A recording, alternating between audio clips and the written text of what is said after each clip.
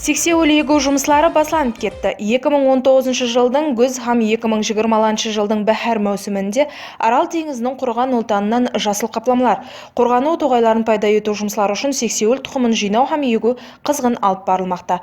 Бүгінгі күнге шейін қала һәм районлардағы тоғай қожалықтарының абаттандыру басқармасының қызметкерлері жергілікті тұрғындардың қатынасуында сексеуіл тұқымын жинау бойынша бірқатар жұмыстар әмелге асырылды.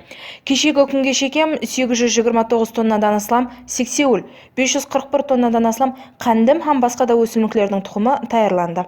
Таярланған тұқымларды егу үшін қарқылар жарылып, қамысылардан ібарат самалдан қорғану үшін арналған құрылмалар, арнаулы техника жәрдемінде сексеуіл тұқымын егу жұмыстары әмелге асырылмақта.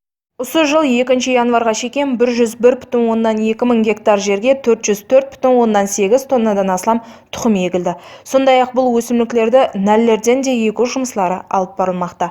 Бұл бағдардағы жұмыстар давам етпекте.